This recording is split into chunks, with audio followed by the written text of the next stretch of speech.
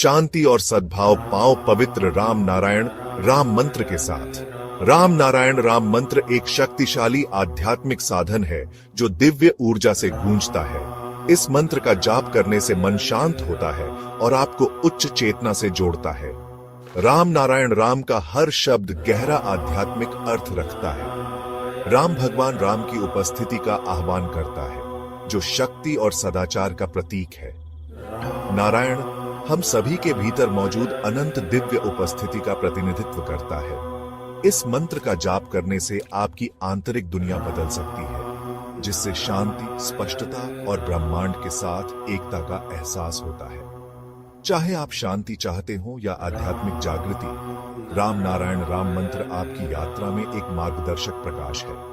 तो गहरी सांस लें और इस पवित्र मंत्र के कंपन को अपनी आत्मा में भरने दें। इस जादू को अपनाएं और अपनी आत्मा को ऊपर उठाएं। नमस्ते। नमस्कार, बहुत बहुत स्वागत है आप सभी का हमारे विशेष कार्यक्रम राम नारायण राम में। आप सभी के साथ मैं हूं कंचन।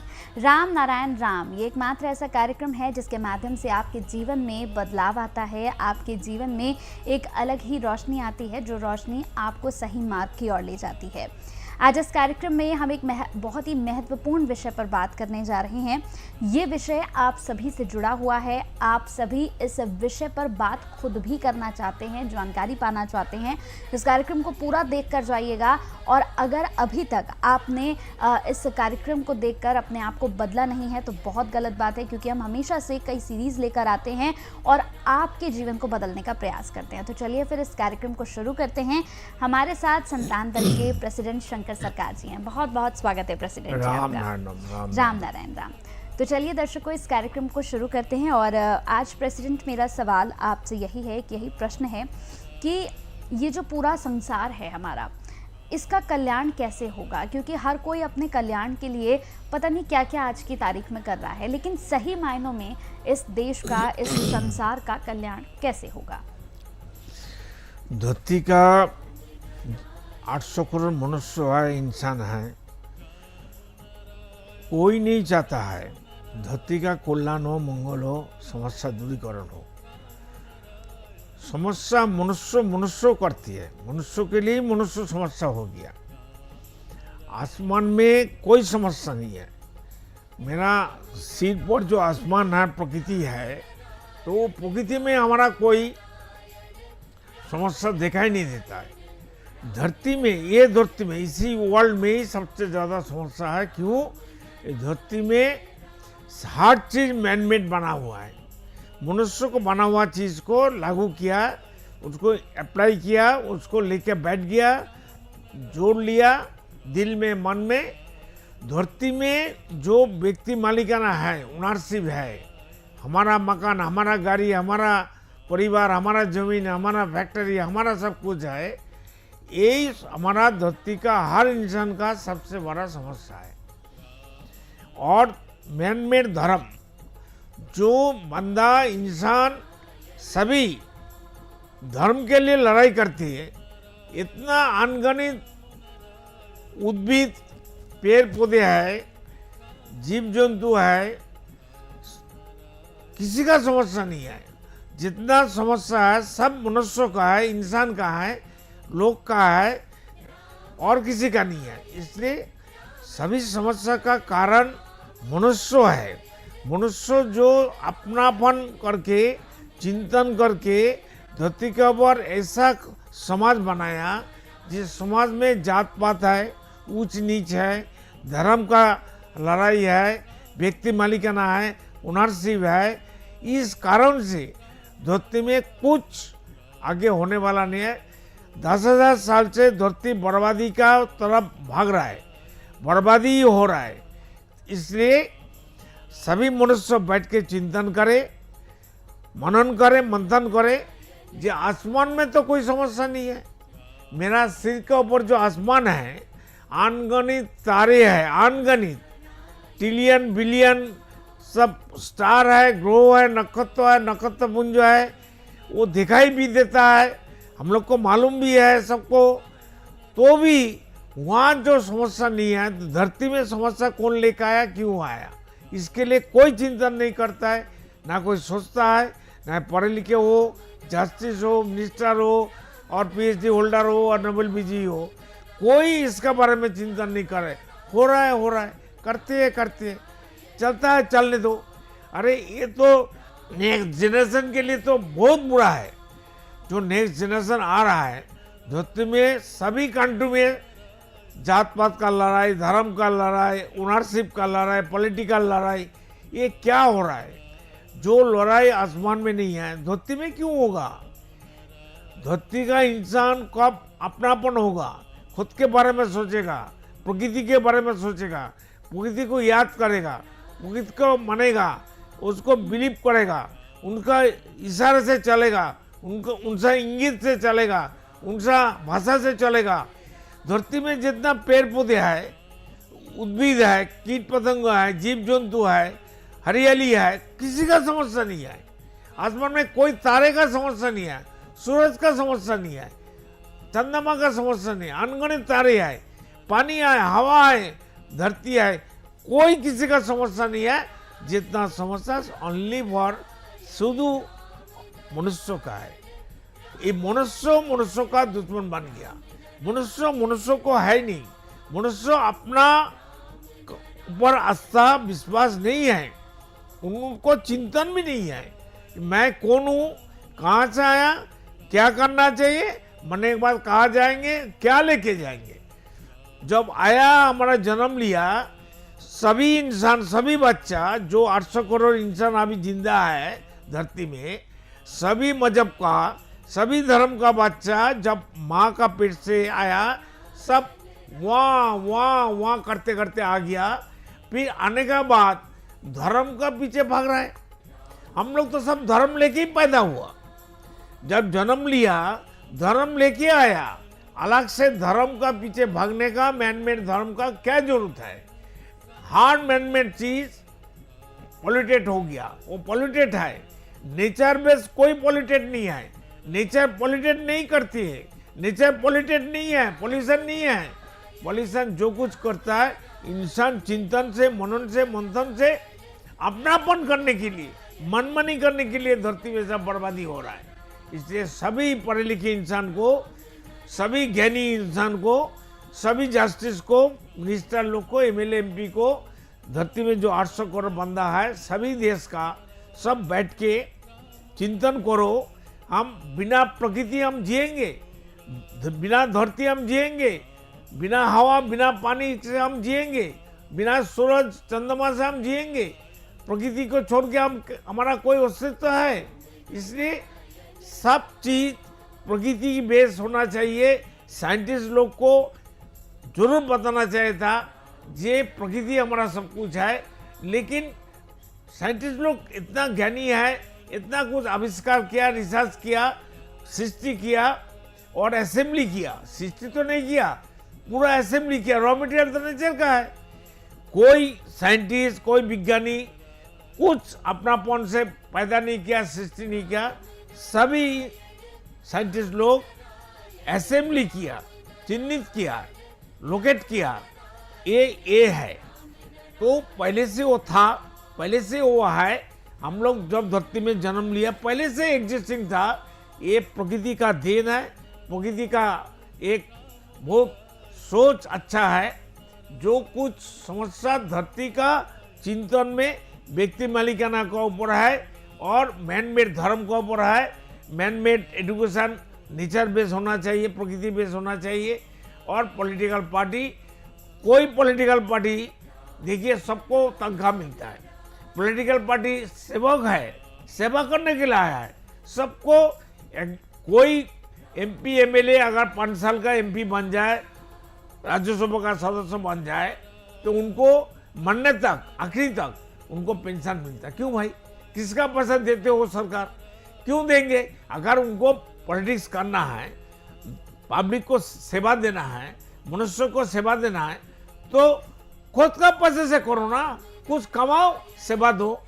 तो ये जो सिस्टम कानून बनाया, जो मैनमेड संविधान बन गया हर देश में, धरती में 500 स्टेट है, कंट्री है, उसमें सब अपना अपना सब मनुष्यों का संविधान बनाया। समस्या का समाधान का संविधान आज तक नहीं कोई बनाया। भारत का 77-78 साल हो गया, स्वाधीनता मिला, फ्रीडम मिला। कौन सा फ्रीडम हमको मिला है?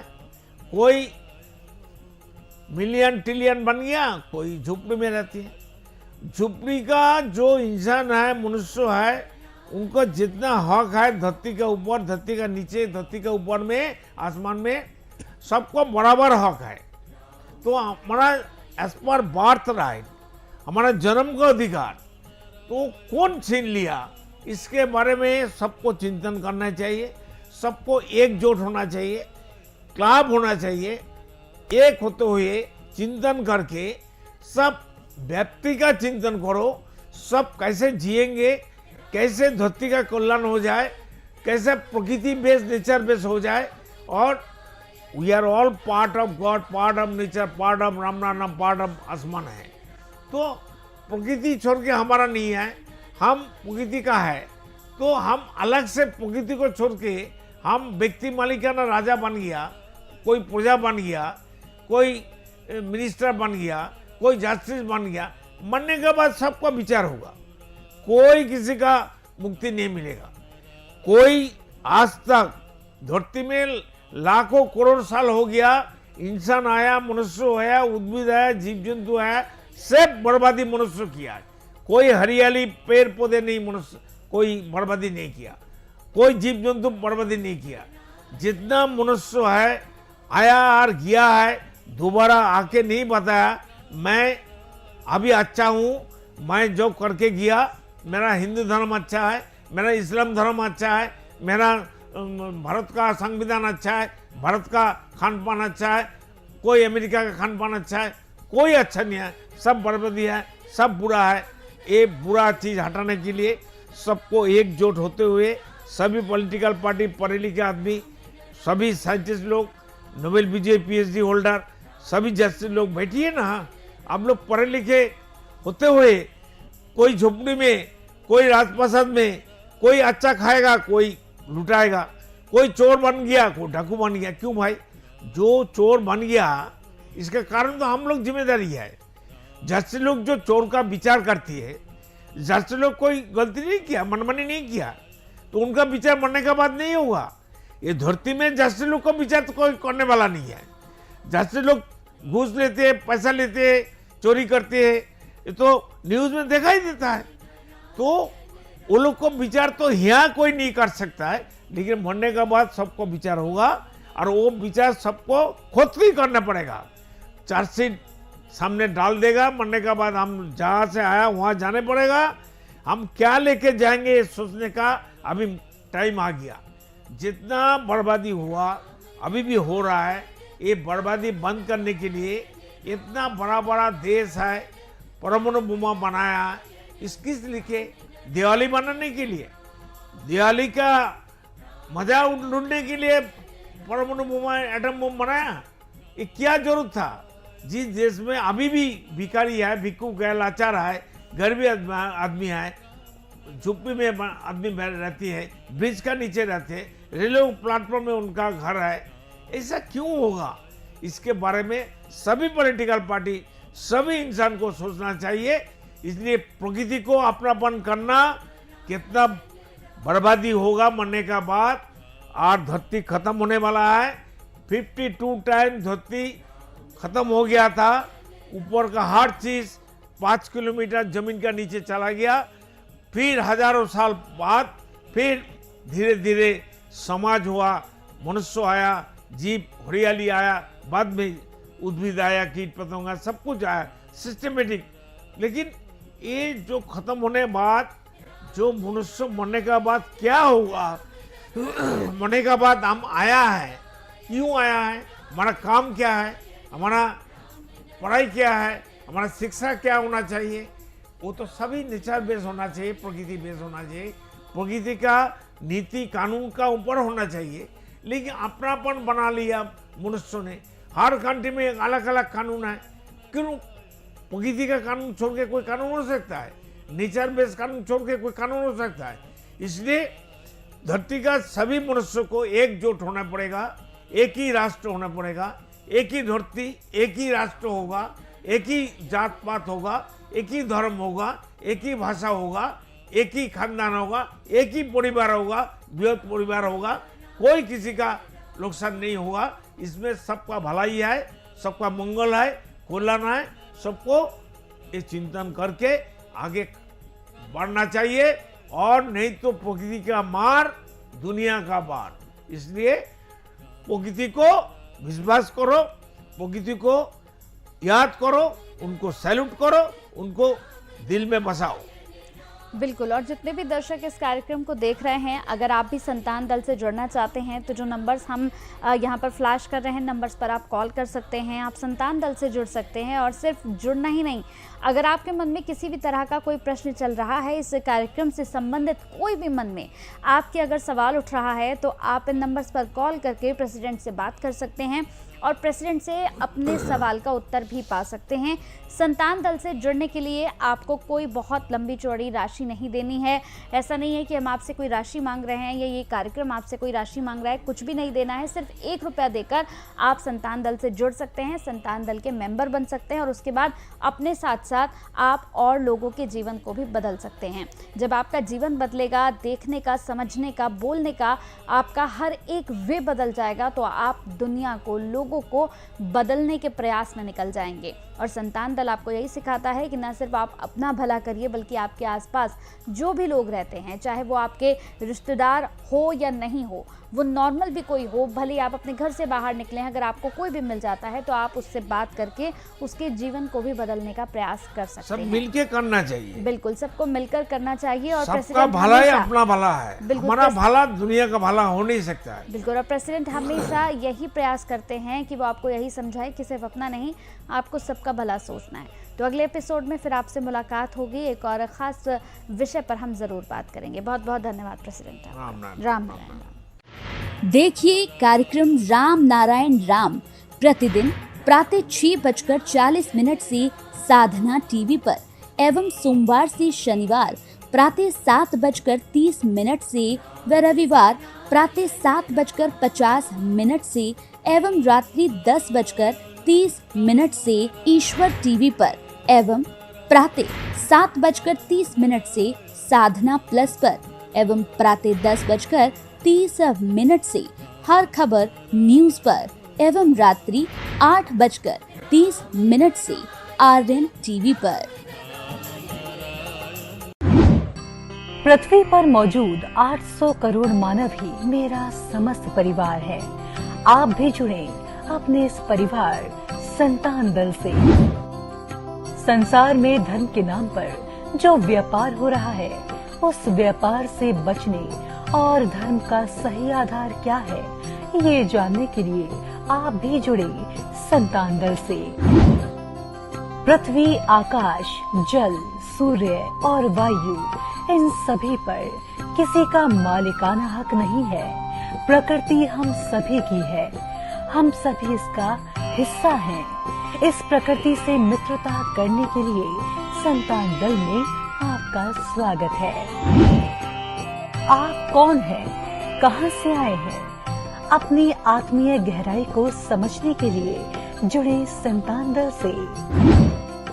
क्या आप निराश हैं, हताश हैं, जीवन में उन्नति पाना चाहते हैं, तो आज ही जुड़े संतान दल से। मन अशांत है, क्या जीवन में दुख और परेशानियां बढ़ती जा रही हैं, तो सच्चे मन से आज ही जुड़े संतान दल से। मेरे आत्मा के आत्मीय गर्व स्वयं महाकाश राम नारायण राम के स्वरूप श्री श्री बालक ब्रह्मचारी महाराज के अमूल्य व्याख्यानों एवं तत्वों पर आधारित ये धार्मिक ग्रंथ आदि वेद उन्हीं की परम कृपा से जनगण एवं समस्त प्राणी जगत की मुक्ति के उद्देश्य से श्रेष्ठ सेवा के रूप में समर्पित करता हूँ। शंकर सरकार।